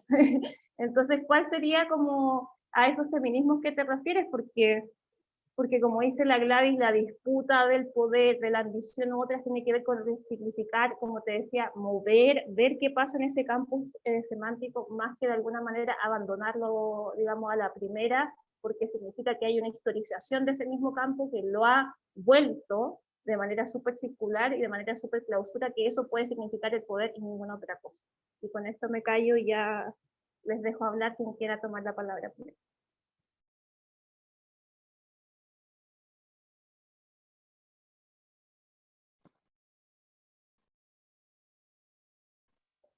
¿Aló? Felipe. No, todo bien, todo bien. Si quieres hablar, Lucy, y quizás después yo me incorporo, no hay problema. Es mejor que empieces tú porque tú estabas muy tarde. Sí, y en un momento me desconecté porque se había ido el audio. Sí. Así que no pude escuchar algunas cosas enteras, Valentina, porque hubo ahí un quiebre de comunicación, pero tomé nota de lo último con respecto a que tú decías qué espacios, ¿no? Eso me está preguntando con quiénes. Yo, cuando hablo de los amigos, para mí como habitante en aquel entonces de Valparaíso, para mí la amistad no es una palabra liviana, que a veces eso lamentablemente suele ser así para muchas personas, porque como hay un vicio con respecto a lo familiar, porque en Chile la familia es una cosa especial, ¿no? Es como una empresa a veces. La familia opera como una empresa con sus parientes. Y ahí es donde hay más como a veces fidelidad en comparación con la amistad. Claramente una persona que deja su región, que es mi caso, mi familia elegida, optada, es la amistad. Entonces yo me paro desde una situación, desde una posición en que veo la amistad como algo radical. Y cuando digo radical no quiere decir, no es pesada, todo lo contrario, es crítica, sí, pero al mismo tiempo es de cuidado también, ¿no? Como entonces, casi todas las alianzas que hemos hecho en el proyecto editorial ha sido se me viene la palabra afección, ¿no? Con afecciones, o sea, con afectarnos, con escucharnos, con sentirnos, con el diálogo que podemos desarrollar. y también con la pasión, ¿no? Porque también eso es lo que le da el impulso, ¿no? Como a que se desarrollen cosas. Y la verdad es que sí es cierto que está esta como dicotomía, como separaciones, ¿no? Como los académicos, los comunitarios, no sé qué. Yo creo que personalmente mi experiencia ha sido como los cruces continuos de todo eso. O sea, ya, y a propósito de esto mismo que conversábamos, la interdisciplina, ¿no? Como que yo celebro en realidad estas prácticas. Yo de hecho creo, y lo que trataba de decir antes, creo que la gente que es pobladora de un territorio en su cotidiano hace práctica interdisciplinaria. Lo que pasa es que no van a terminar en una revista indexada, ¿no? Que esa forma que la academia ha tomado para generar conocimiento y que en lo personal creo que también está en crisis. O sea, la estructura económica de eso no está en crisis porque la manejan los gringos y está ahí usufructuando, pero en términos intelectuales y de generación de conocimientos locales, sobre todo de la academia, yo creo que falla. O sea, yo creo que hay problemas porque están muy separados. Y ese es el problema. Y yo también lo viví como estudiante, ¿no? Como que uno siente que la universidad era como el lugar donde había que cambiar las cosas. Por fortuna me terminé dando cuenta de que existe todo un mundo fuera de la universidad, donde se valora quizá un poco más las voluntades. También con su alto y bajo, porque bueno, son cosas que acontecen y suceden. Me pasa, sí, que no puedo no dejar hacer una crítica porque, por ejemplo, hace 8 años atrás, 8 o 9 años atrás, cuando la teoría queer se escribía con Q, U, R, los estudios queer, ¿no? Que nadie se atrevió a hacer un ejercicio como con el lenguaje. Lo digo porque Agenda Queer se escribe con K-U-I-R. Y se escribe así porque cuando con amigas de aquel entonces que empezamos este proyecto, pensábamos que, ok, obvio que nos parecía interesante esta teoría nueva, que además se movía de manera colonial, no lo vamos a negar, ¿no? Como que venía de Estados Unidos o de Europa, porque las relaciones del mundo son coloniales, no estoy diciendo con esto que eso por ende per se sea malo, sino que es la forma, ¿no? Del mundo. Eh, entonces, eh, nosotros decíamos, sí, nos gustan, pero también hay que sospechar, ¿no? Como en ese sentido la chicana Saldúa también tiene un poco de eso cuando habla, ¿no? Como, no es como llegar y como comernos todo eso sin ni siquiera reflexionarlo, ¿no? O tener el derecho a criticarlo, no por criticar, sino más bien con una mirada crítica, ¿no? Que no es lo mismo que criticar, ¿no? Como, entonces, nosotros hacemos un ejercicio así súper así básico de decir, ok, escribámoslo de otra forma. Y en ese entonces, incluso se escribía también con C, U y R en algunos rayados de calle, de espacios de ocupa, porque yo creo, y eso es lo que suele suceder, esto empezó más en un mundo súper underground, en realidad. Y no un underground taquilla, sino un underground precario, con mucho glamour pobre, obvio, pero ahí es donde estábamos como... yo recuerdo haber visto rayado así en un baño queer, así C-U-I-R, y me parecía precioso, ¿no? Porque entendía lo que estábamos hablando, era incluso como un código, ¿no? Entendíamos lo que estábamos hablando, pero con una apropiación y con una sospecha, ¿no? Y ahí es cuando nosotros lo escribimos con K porque nos parecía que sonaba mejor, no sé, entre una idea loca, entre el esperanto, el quechua, no sé, como un megamix ahí en aquel momento. Y, y lo sorprendente, y aquí es lo que te digo. Luego viene la estructura extractivista cognitiva, ¿no? De la academia o de personajes.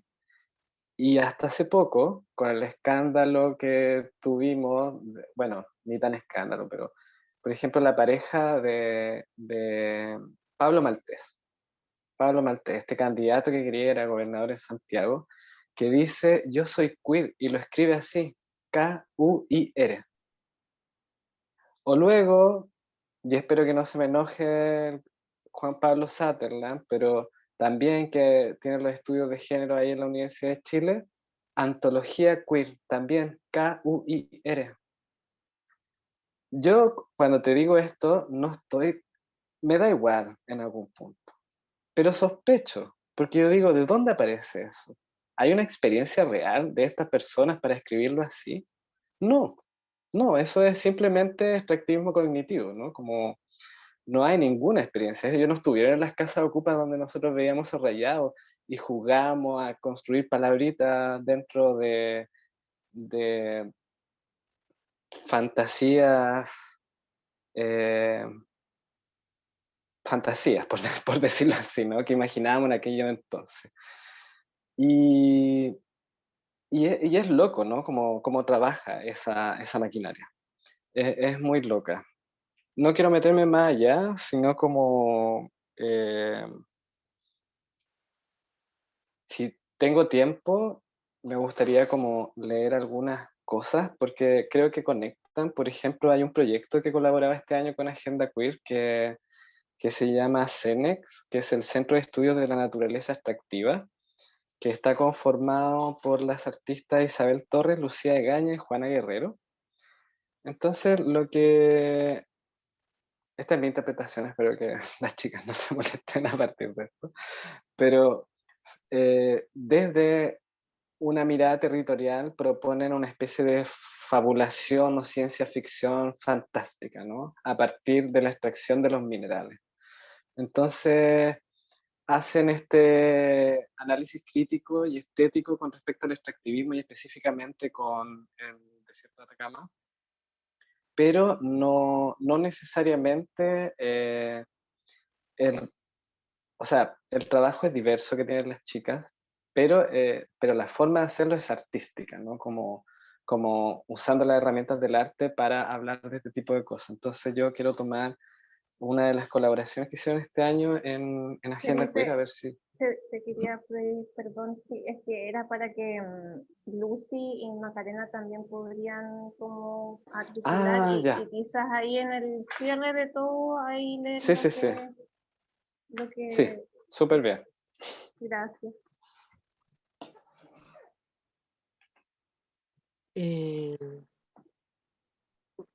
Bueno, ¿puedo seguir yo?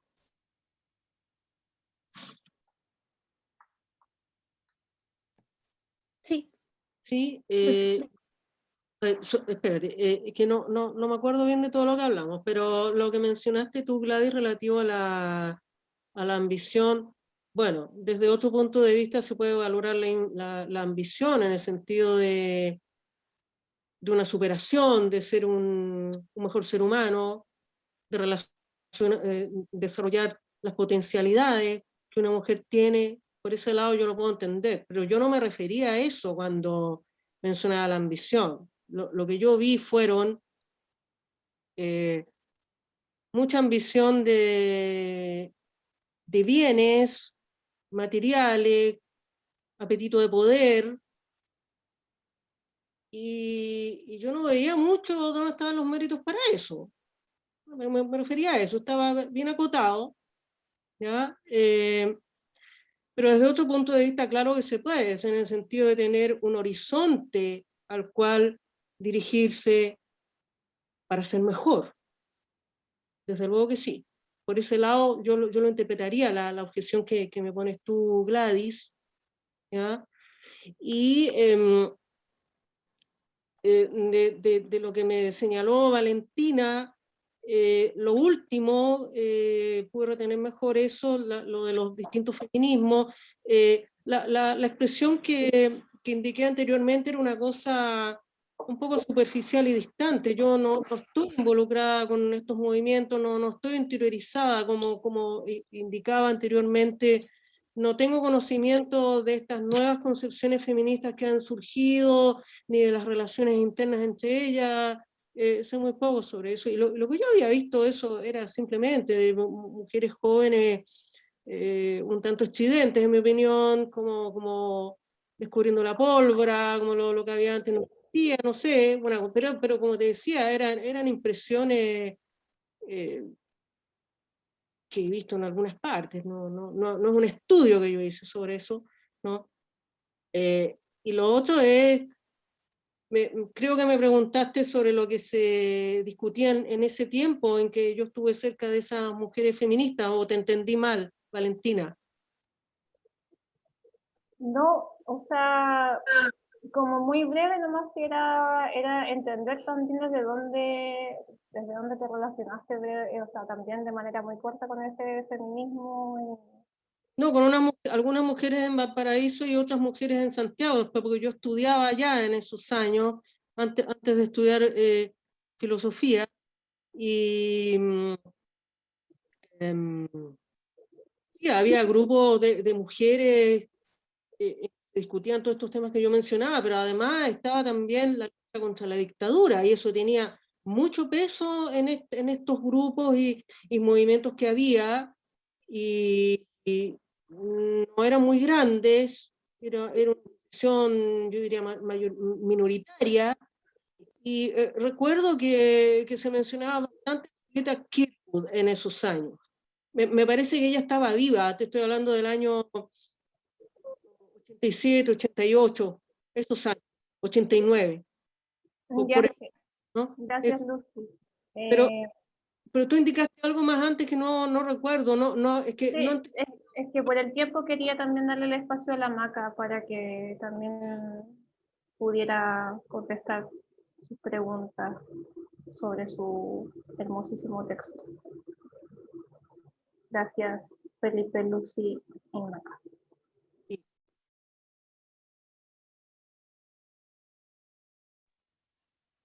¿Sí? Quería, bueno, comentar como, bueno, que estoy muy de acuerdo en realidad con varias cosas que ha dicho Felipe y Lucy. Particularmente interesante me parece esta cuestión que plantea Felipe como de dejar, de renunciar en el fondo, no, bueno, no renunciar, lo pongo en mis palabras, ¿no? Pero de este punto de partida de que la universidad no sea necesariamente la articuladora de como conceptos que conforman comunidades, y de hecho, y no solo renunciar a ello melancólicamente ha sido como el templo de nuestros tiempos, sino que incluso hasta celebrarlo, ¿no? Y como todas las posibilidades, las aperturas que eso tiene, como me parece muy interesante, y también me parece también muy interesante como es una perspectiva, la perspectiva en el fondo que escucho de manera como muy latente en lo que nos leía Lucy, puesto al lado de tus de tus comentarios sobre en el fondo como esta como toma de distancia, quizás circunstancial, ¿no? Con respecto como a estos nuevos feminismos que yo comparto contigo, no necesariamente estamos todos involucrados en los discursos nuevos feministas, que a mí personalmente sí me interesan mucho, a pesar de que me llegan, entro a ellos de maneras más tangenciales, pero, y en ese sentido me gustaba mucho la convocatoria acá, ¿no? Pensar siempre en feminismos, que en el fondo está también, en el fondo una pregunta también por el poder, ¿no? Y como por sus anclajes, en el fondo, en distintas como dimensiones de la experiencia. Bueno, dicho eso, comentar, lo que me preguntaba Valentina un poco, este texto Busco una mesa, ¿en qué contexto había surgido? En verdad surgió en una especie como de, llamémosla, investigación sobre 4 espacios de experiencia estética domésticos, ¿no? Yo vengo estudiando hace años la figura de la ventana, como la ventana, las ventanas que tenemos en las casas, digamos, como una figura de la experiencia estética moderna, no solo en su relación como antigua, clásica, ya con el cuadro como ventana, y bueno, y toda una experiencia que se despierta a partir de ahí. Entonces empecé a interrogar otras escenas, en el fondo cotidianas, otras, digamos, cuadrados, le llamo yo, otros cuadrados cotidianos, ¿no? Que configuran experiencias estéticas, y por experiencias estéticas pensando en lugares de imaginación, pensamiento y creación, o donde esas tres coordenadas en el fondo se reúnen. Y entonces ahí he escrito, bueno, sobre la ventana, sobre la figura del muro, sobre la figura de la cama y sobre la mesa. Entonces, eso es como el origen, ¿no? Una suerte como de viaje alrededor de mi habitación, eso, interrogando estas superficies planas que habitamos. Y eso creo. Una última pregunta, Maca, perdona que que te pregunte tanto. ¿Cómo de alguna manera, si puedes hacer la relación entre el territorio y el ensayo? Obviamente desde tu escritura. Ajá. Claro, yo ahí comparto lo que decía también Lucy. Para mí también el como concepto de territorio, que desconozco su especificidad, digamos, teórica, pero inmediatamente me es como algo en mí se desmarca totalmente de las circunstancias vividas en distintas partes de acuerdo a donde he podido, digamos, ¿no? Y donde, no sé, no tengo una sensación de pertenencia ni a un barrio, ni a una ciudad, ni a un país. No. Entonces, frente a la pregunta, de repente justo venía reuniendo estas anotaciones en torno a la figura de la mesa y pensé, bueno, quizá el territorio y la escritura no sea más que una superficie dura, digamos, donde apoyar, digamos, el lápiz o el computador o la superficie, es decir, una superficie horizontal, que es muy lindo, ese que decía la Gladys, que puede ser esa tablilla que llevaba, digamos, la Mistral para todas partes, o puede ser también la tapa del water, digamos, pero en el fondo, de repente quizá esa figura como territorio me parece interesante. Y me pareció después interesante en su ironía con respecto a esta mesa de aire, digamos, ¿no? Y bueno, que igual conforma otro territorio, de algún modo, ¿no? Pero ahí no sé si podría contestarlo como más que como lúdicamente, a través de estas figuras. Sí, 1.000.000 de gracias. Como que se me vino mucho a mi recuerdo el trabajo antropológico, que el trabajo antropológico es muy de bitácora. Y el trabajo antropológico contemporáneo es escribir donde te pille, digamos, en la micro, en el water, o sea, específicamente. Y ahí como que el material no es, bueno, hay todo, digamos, un comercio para ello, pues hay bitácoras que tienen tapas duras, hay otras que no, pero claro, es como se ha ido cambiando esa materialidad. Claro, y también está la cuestión en el fondo que me interesa mucho pensar cómo los territorios, cómo la escritura se va contaminando con sus territorios en el fondo, ¿no? Y eso pensado en términos como muy generales, que uno puede de la escala más pequeña a una escala mayor. No me parece, o sea, en ese sentido me parece que es mucho más territorio la mesa de un café o la mesa de un escritorio, una mesa de volador o una superficie como esa tablilla, me parece mucho más territorio que un país, en el sentido de que me parece que establece un vínculo más material y más concreto con la escritura. Algo así, pensaría. Y esto es bien interesante porque los prefijos que se le pueden colocar a la palabra territorio hablan de lo móvil y la migración, ¿no? Desterritorializar, reterritorializar, y lo que ocurre en el territorio, el extractivismo, que es lo que tú decías, ¿no? Entonces como que el territorio siempre es móvil, pero hay como una concepción decimonónica, ¿no? Bien canónica de que el territorio es algo bastante masculinizado, ¿no? Que tiene un cierto soporte, una cierta infraestructura, ciertas fronteras, y alguien que es dueño de algo, ¿no? En cambio, en este ejercicio yo creo que los tres nos han dado pistas de que desde, desde no lo feminizado, no me gusta esa palabra, sino que desde el pensamiento uno puede reterritorializar y cambiar los sustantivos, ¿no? Que te instalan en un espacio. Yo creo que eso es súper negativo, ¿no? Como que siempre se supone que la gente que vive en el sur tiene que ser lárica, la gente que vive en el norte tiene que hablar de la frontera, de la droga, de la prostitución, la gente que vive en el centro de lo urbano, ¿no? Entonces, yo creo que ha sido como muy interesante poder experienciar a través del diálogo que esa idea de territorio no existe, ¿no? Para ninguno de los tres. Y eso lo hace muy enriquecedor. Y como Maca decía, la ironía, ¿no? Que lo hace también mucho más plástico, como para poder ir pensándolo. Yo me sumo a tus palabras, Gladys, como encuentro que es súper interesante esta sesión que ha pasado un poco, claro, como bajarle, desmitificar un poco el tema del territorio, ¿no? Porque puede identificarnos como no, y eso también es algo a recalcar, ¿no? Cómo cada una es un territorio y de qué manera nos vamos a encontrar o desencontrar con las otras personas que son un propio territorio más allá de lo geográfico, ¿no? Y sobre todo en pandemia, que el territorio ya está como prácticamente escindido, ¿no?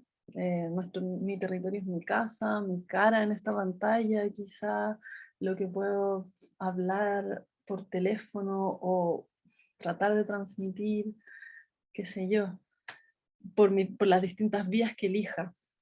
Luego, agradecer esta precisión que hiciste, Macarena, sobre también tus otros trabajos textuales de la mesa, la ventana, y no recuerdo cuál era el tercer objeto, pero me llamaba mucho la atención, ¿por qué la mesa, no? Entonces, claro, ahí me hacía más sentido el conjunto, y también porque esos objetos que habitamos y que como revisitamos constantemente, tal vez forman parte de nuestros territorios, como las cosas cobran vida muchas veces, ¿no? Y, y respecto a este relato que nos compartiste, Felipe, creo que fue cuando estabas hablando de la dirección de las performances, un poco, pero quizás me equivoco, un poco claro también para hacer la diferencia de este conjunto de discursos masculinos, de diferenciarse de la mesa de expertos, ¿no? Que claro, no sé, yo me identifico mucho con eso. Así que gracias por compartirlo.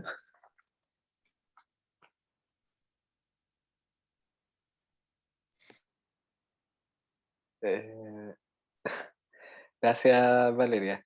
Como nos quedamos en silencio, yo... No, todo bien. Sí, yo te que escucho. me...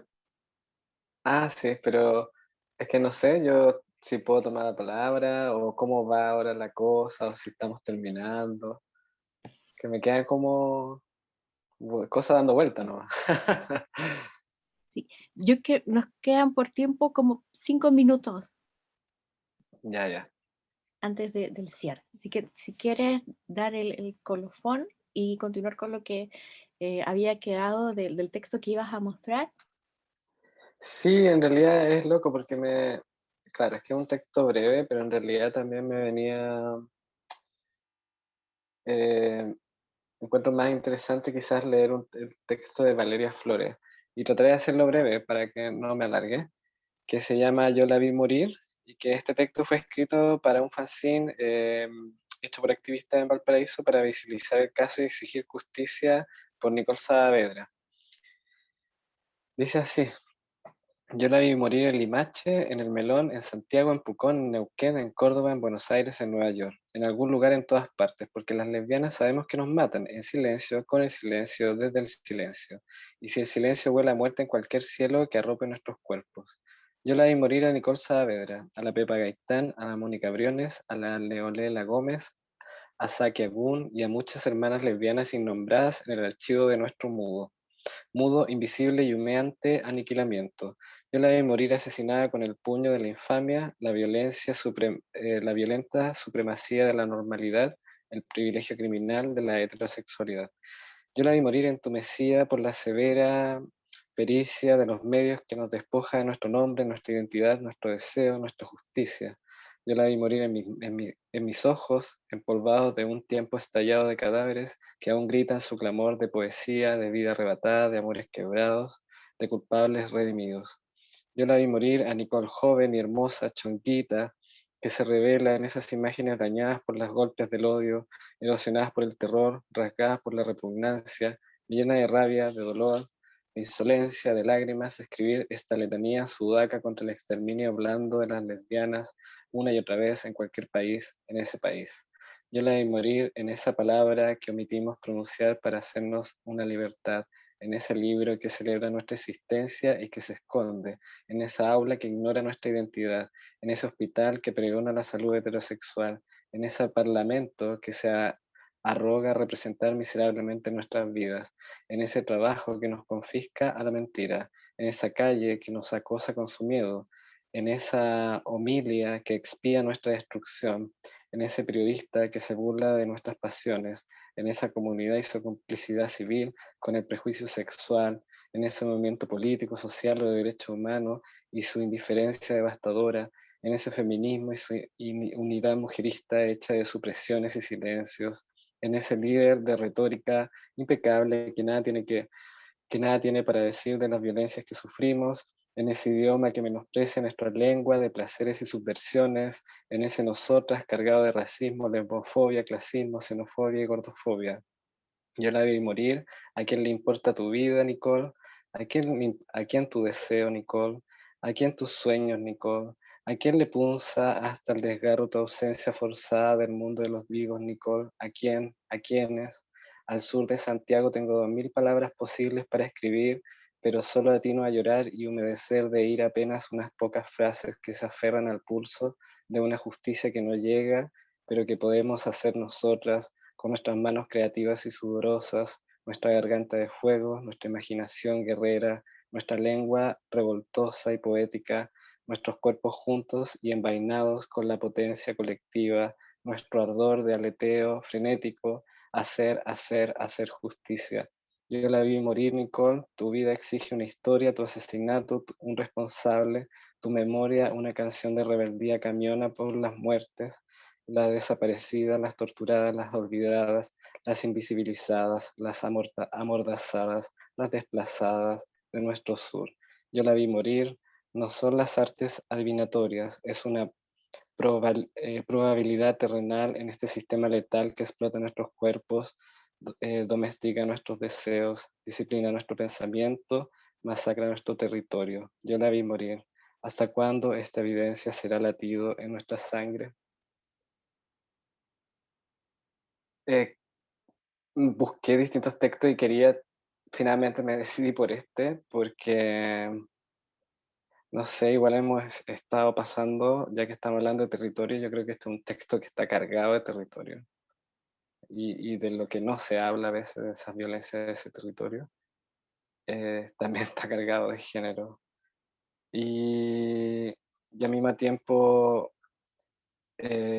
también de este año extraño, ¿no? Como que la pandemia también ahora está el tema de la muerte, ¿no? Como que la muerte es algo que ya nos ronda, no es algo como tan lejano, ¿no? Y nada, quería terminar con eso. Creo que las palabras son súper acertadas de Valeria Flores y, y nada, yo con eso me despido. Muchas gracias, Felipe, por traer este tema a esta sesión. Sí, pues un territorio cargado de género y del que, bueno, por lo menos en mi círculo sí se habla, pero entiendo que en muchos lugares no. Así que encuentro que es un cierre perfecto, redondo, importante, porque no es solo Nicole, sino que son muchas otras y muchas otras. Ana Cook, no, yo no sé, no retengo los nombres, pero sí que es importante, ¿no? Un poquito de respeto, por favor. Y creo que también por la hora sería bueno cerrar, agradecerles haber participado y habernos acompañado en esta sesión desde sus distintos territorios personales y espaciales. Muchas gracias Lucy, muchas gracias Macarena, muchas gracias Felipe, y por supuesto muchas gracias Valentina y Gladys, y a todos quienes nos están acompañando, Carolina, Iskra, Silvana, y las otras personas que nos están siguiendo desde el Facebook. Esta sesión, así como las anteriores y las que vendrán, van a quedar tanto en la transmisión del Facebook de la Facultad de Humanidades como en el canal de YouTube de la Universidad del Paraíso, en todas las actividades web que estamos programando gracias a nuestra pandemia. ¿Si alguien más? ¿Puedo decir algo? Por supuesto. No, solo agradecerles a ustedes por haberme invitado a este seminario, participar y tener la posibilidad de compartir, además, con estas visiones diversas de Felipe y Macarena. Todo de gran interés. Eso quería decir solamente. Gracias. Gracias. Gracias a ti también, Lucy. Sí, yo también quiero decir algo. Por supuesto. Hola Felipe, qué gusto escucharte. Hola, Soy la Silvana. Sí, Qué qué bueno que la vida nos juntara y qué bueno escucharte tan profundo, tu reflexión y a todas las que también estuvieron exponiendo. Muchas gracias y espero verte pronto, Felipe. Un abrazo. Sí, nos vemos. Gracias. Yo les mando un abrazo, bueno, como las veo, a la Lucy, a la Gladys, a la Valejara, Felipe, a la Maca, Silvana, Iskra, Carolina. Muchas gracias y de verdad, una sesión bastante especial. Así que eso, cariños. Gracias a ti, Muchas Valentina. gracias. Gracias, Gladys. Bien, hasta el próximo martes. Nos encontramos en la penúltima sesión de este seminario de género y territorio. Gracias, Valeria. Chao. Chao. Chao. Saludos a todos.